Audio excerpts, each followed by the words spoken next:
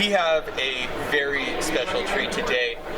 We have the drivers of the 2022 Rookie of the Year winner, 2023 first overall Rebelle Rally winners, Lilly and Alex. Thank you for sitting down with me today. These are some beautiful trophies. Alex and I were talking about how cool this first place Pirelli hat is. That is, I'm a huge race fan, so that's awesome right here. So, you guys won. Tell us just a little bit about, we're going to start at the end. So you guys cross the finish line, you find out, you're looking at the timesheets, right? You're on the radios probably, you probably know a little bit as you're approaching the line, but you find out, hey look, we crossed the finish line, we won. What's the first thing that's going through your head? What's that moment like? We actually figured out we won. So we had no idea what our ranking was the entire rally, because we very much so set goals to run our own rally this year. Okay. And make decisions that made sense for us, not decisions that compare to other teams. We very much made independent decisions. And sometimes you can follow on our tracker, everyone else goes this way, and it wasn't always faster to go the way we chose. Sometimes it was, and that's what ended up being what we won with, but other times we would be on a trail where she goes, this is a real trail, and I'm like, it's not a real trail. This is not real. It's that old mining road 50 years ago. This is not real anymore. So that was interesting. We found out we won at the finish line. That is awesome. Okay, yep. So you find out you win. Excitement through the roof, jumping up and down. How loud does it get on the radio? We don't have race radios. Okay. It's genuinely. So you two are in the truck. Yep. How loud does it get in the truck? It gets very. Okay, that part I got very loud. Right. You're like, same question. Right. So I actually figured out we had won because she didn't know the rank going into the last day, but the then first place team came up to me and they're like, you're only 13 points behind us. And I was like, what? Like, are you kidding me? So when we got to the last black checkpoint, I was kind of doing the math in my head, and we knew how they were doing, and they actually were really close on running out of fuel. So we did the math, and I leaned over, and I was like, we just won. Oh, no, it's a way bigger moment than that. We are alone in the middle of the dunes, and she's like very prompt. She goes, okay, click the tracker, click it right now. And I'm like, what is happening? We are okay. So I click the tracker, she confirms the point, because by the way, you're literally in the middle of nowhere. There's no confirmation of it. You're just pulled to a spot, and you're like, this should be it. You click a tracker, the only confirmation you have is these numbers match these numbers, and then you know if you're really far off or not. And she whispers to me, she goes, I think we just won. Anytime you want. And I'm like, what do you mean? Like, you know, yeah, we've been doing She good. had no idea we were in second place at all. Yeah. Wow. Yeah. Well, that's amazing. Yeah. Okay, so like I said, we started at the finish. We're going to back it down a little bit, right? And Okay, you mentioned this. We went on trails that other people were like, no, you guys are the only ones on this trail.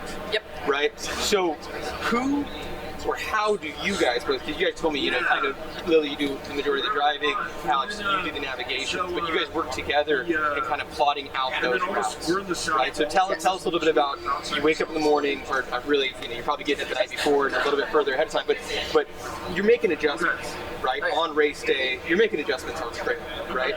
So how do you calculate, plan, and really kind of execute those adjustments? Very haphazardly. It's called winging it. Okay, I like That's it. how we do it. Winging it with educated guesses. Educated guesses. So every morning we woke up around like 4:30 a.m. Lily would start prepping the truck, and I would get a sheet of 30 checkpoints, and that's just coordinates, what's the distance and heading relative to another point, and we would plot those on a map.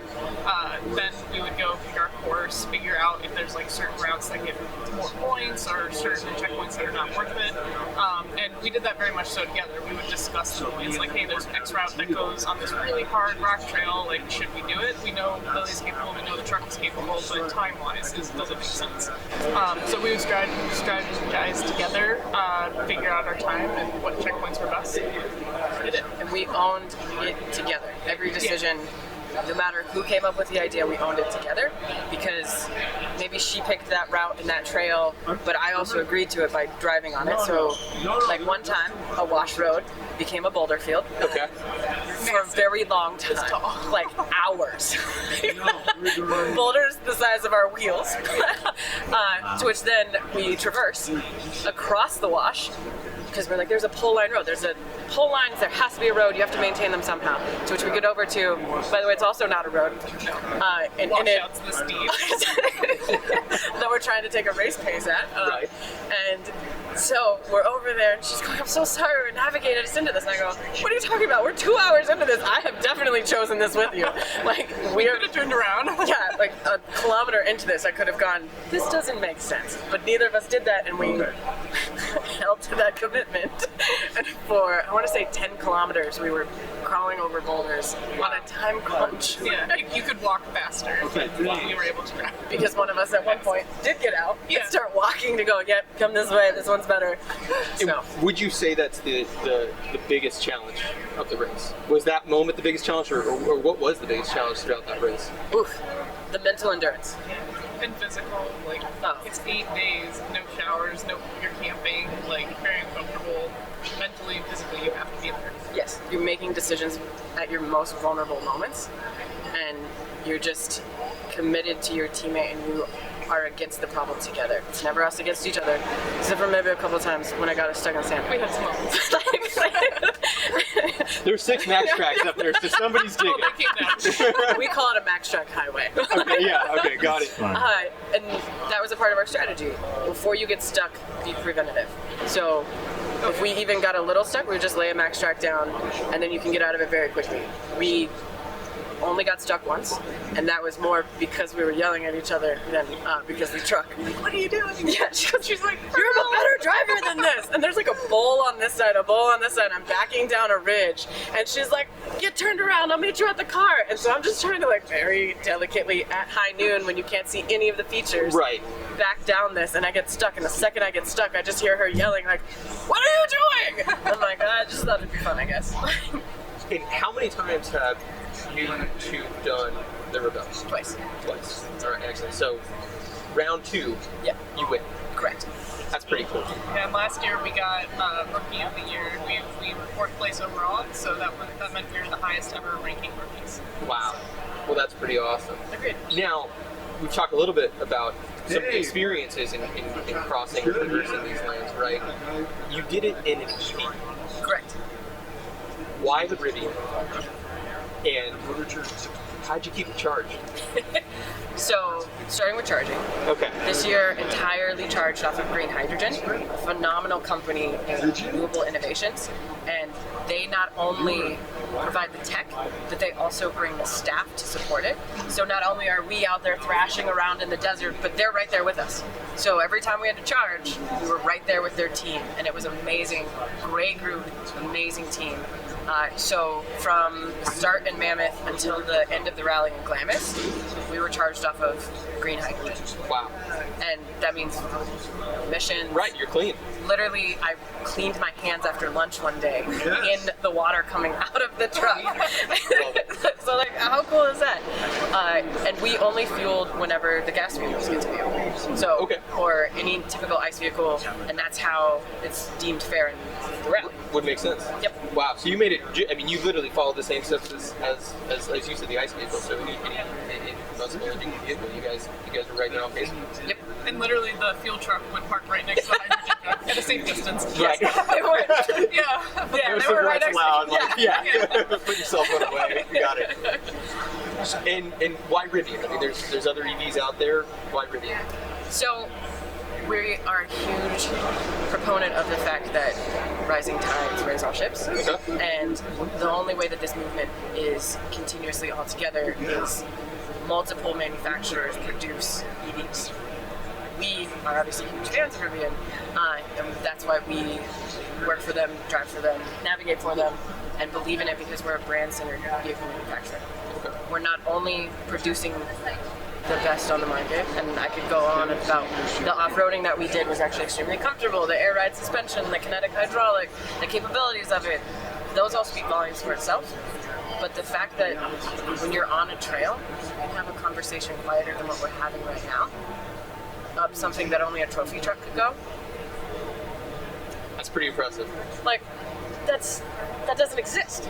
You literally only hear like the sand crunching under the tires and the leaves on the trees. Like you can't hear that, I guess. Yes, it doesn't exist. So, a brand that aligns to make sure that the future we leave others is better than the one we inherited, on top of being able to mix going outdoors, on top of all the solutions out there aren't it, so let's create something. Let's make something that's possible by the way, it has to be good at everything. It can't just be okay at something, like some all-terrain tires that we would probably know about. Like, it's Right. okay, and it doesn't do bad in all the situations, but this, I'm talking when they made the charts to benchmark this vehicle, it genuinely had to perform on a track and be able to off-road. That doesn't exist. No, you're absolutely right. And its ability to do the race Yes. is one piece. Your ability to win the race in it totally justifies. I mean, really kind of raises the bar on what a truck like this can do. So, not only is it capable, but at the same time, it has a strong enough why behind it. It's one thing to be able to perform in a vehicle, but it's another thing to have purpose. Right. Right. That probably helps you wake up to the mental fortitude part, right? 4 a.m. Yeah, right. 4 a.m. in the morning, you're like, we're racing, it's day 6, and I'm living on caffeine and a little bit of adrenaline, and so yeah, I mean, obviously having a purpose behind just, other than just, hey, I want to win this race, but the purpose of like, hey, look, we're making some changes here. Like, we're actually impacting the auto industry, the off-road industry, and the racing industry. So, if you even think about it right now, we're sitting in or near outside of LA, somewhere up at wherever this building sits. Right. But if you could wake up and not have smog, you could see the mountains, and not because it had just rained, but Not just this morning, but every morning. exactly. Right. Or you felt you could breathe, and all the cities that impacts, and are all of the solutions corrected today? No. But if you don't start to make solutions and start to move forward, what are we doing?